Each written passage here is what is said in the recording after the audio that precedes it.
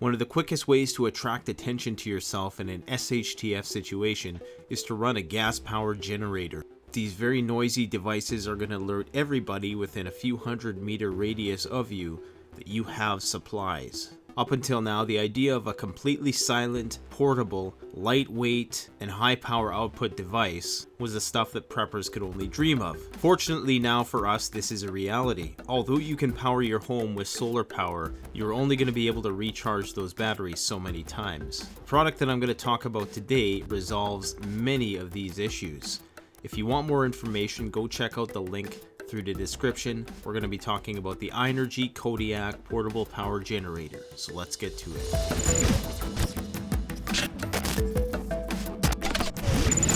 So in the spirit of helping out my subs, I was able to negotiate a deal with the Inergy company that is going to give you a 20% discount on this item. Now they have it listed, their MSRP is $18.99, which is going to amount to about $1,520, I believe. So if you go through the link in the description, that's how you're going to get access to that 20% off coupon code. So the company is also going to throw in their 400 lumen base camp light, which runs only at 6 watts. So that's going to last forever with the Kodiak if you're just using it for that. But this offer is only going to be valid until January 28th, and they're going to go back to the standard pricing. This is a very sound investment when it comes to emergency preparedness. And in compared to some of the other products on the market right now, this has not only the best balance of capabilities, but it has the most capabilities in most respects. The pound for pound power of this thing is just incredible. So let's talk about it. Now, a lot of you might be saying, well, I can get a gas Jenny, probably one of the best gas generators you can get, and it's going to put out 10,000 plus watts for half the price of this thing. And you would be right.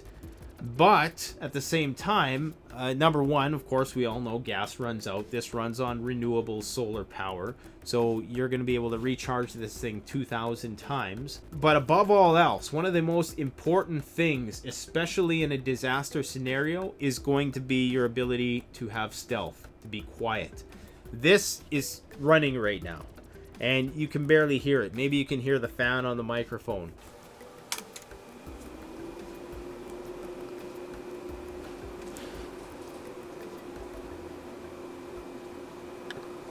But that's such a huge selling point for me, just the stealth aspect of it. If you're in a disaster situation and you're running a gas-powered generator, that's going to be heard for blocks, especially if you're in an urban environment. It's going to be heard for blocks.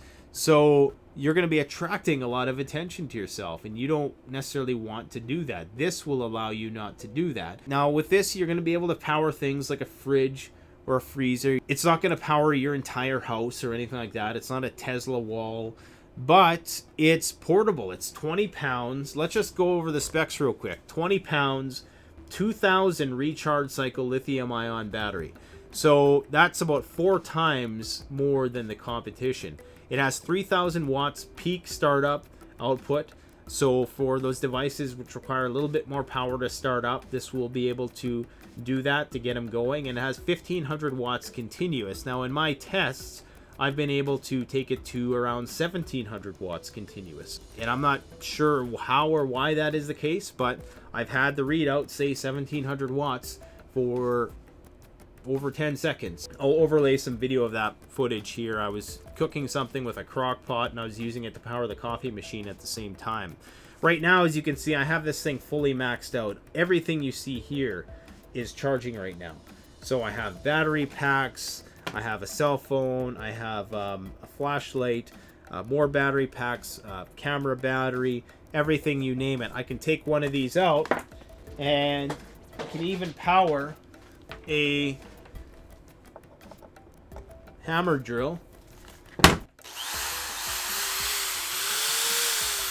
see the lights flicker. I'm actually also powering my studio lights right now. So you can see, I'm not sure if you can see that wattage there. I'll bring the GoPro a little closer so you can see the wattage.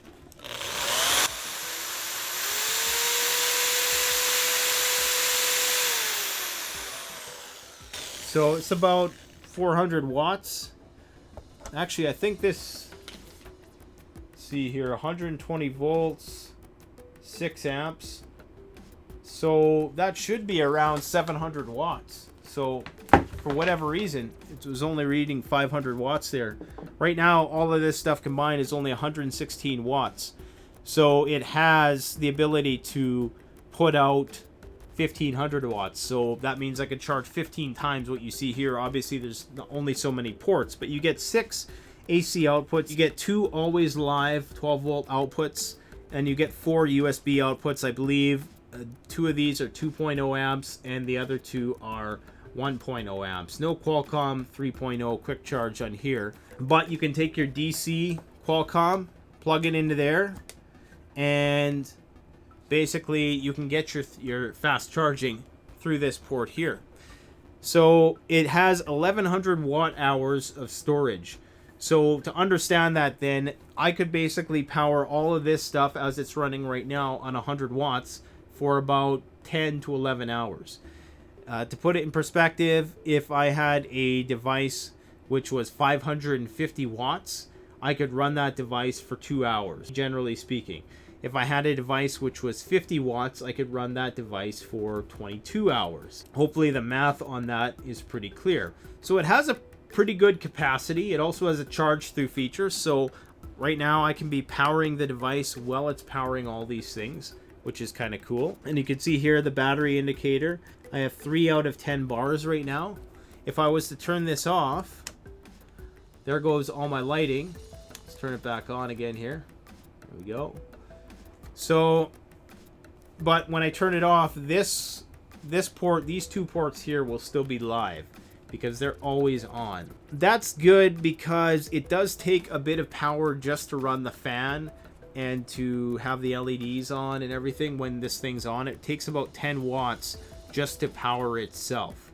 So if you don't want to have it draining your battery like that, you can just use these ports here.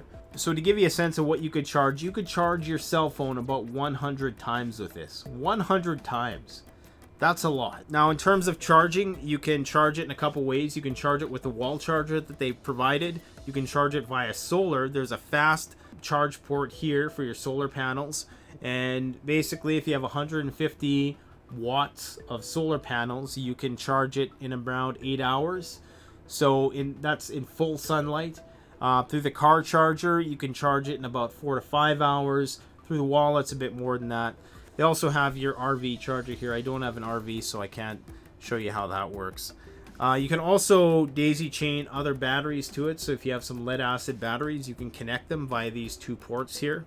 So if you have some deep cycle marine batteries that you wanted to connect, then you could do that. If you were to find some batteries in a crap hits the fan situation and you want to use that power through this interface, you can do that.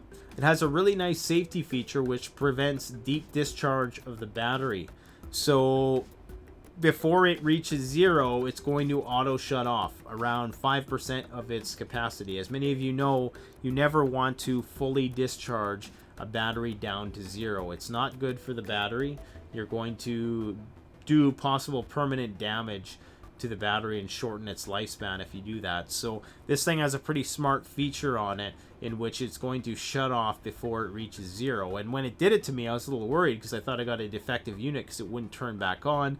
I had to contact the company and they said, no, that's just a safety feature. They told me how to reconfigure it to get it to turn back on. It took all of 15 seconds to do. It's just a little plug and button play that you have to do to get it going.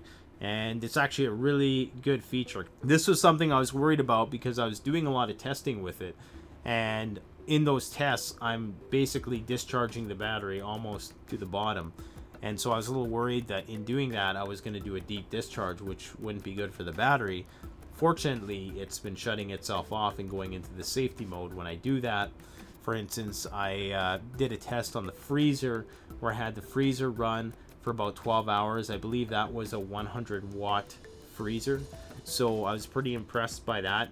It's what it says it is in terms of the specifications, if not a little bit more. Like I said, I was able to achieve a little bit over the 1500 watt continuous for several seconds. I've heard other people say that they haven't been able to achieve that in certain circumstances, but have in others. So I'm not really sure why that's happening. But Honestly, man, like for a 20-pound unit to have so much power and to have so many outputs is the other awesome thing about this, because a lot of these battery packs like the Anchor Powerhouse, they have 1 or 2 AC outputs. This has 6, and then you have 4 USB outputs, 2 DC outputs, and you have an RV output. So that's pretty huge. That's a lot of outputs. I can run basically everything in my man cave here for a few hours if need be. Now, that's including the screen, the printer, the hard drives, the computer itself, the surveillance system, the lights, all of that stuff. I can run it off this. So if you live in a place that's prone to power outages and you have the money and you want to have that noise discipline, you don't want to alert all your neighbors that you're running a gas Jenny 24/7, then this is definitely a solid investment. This is as good as it gets. It's a very solid casing. In terms of electromagnetic pulse, you can put it in a Mylar bag. You can make a Faraday cage. I believe that the company is considering coming out with another accessory for that particular purpose for people who are concerned about electromagnetic pulse. So the company is definitely preparedness conscious. They're taking these things into account that we as preppers are concerned about. For me personally, electromagnetic pulse is not the biggest concern. There's mixed opinions about how devastating an EMP would actually be. Some people say you have to be fairly close to the epicenter of the blast for it to happen, even if it was a very high altitude destination, that, you know, the further you are away from it, the less likely your electronics are to fry. Some people think that the threat of EMP is grossly exaggerated. So for me, EMP is not the biggest concern. Yes, it's a possibility, but I'm not too worried about that. I want a portable power system which I can basically put in the truck and use on the go, and if there was a power outage, I would have this to rely on, and I could power it indefinitely basically, because 2,000 recharge cycles, I mean, that's potentially, if you were using it every day, you would get up to 7 years out of it if you were fully recharging it via the sun every day, which we know you're not going to do that. So I mean, this thing is going to be with you for many, many, many years to come. I'm going to post a link in the description if you want to learn more about the Inergy Kodiak system. I would strongly recommend it. You do get what you paid for. It's made in the USA, as with most of the products on this channel. So definitely go check it out. Don't forget to like, comment, subscribe. Thanks for watching. Canadian Prepper out.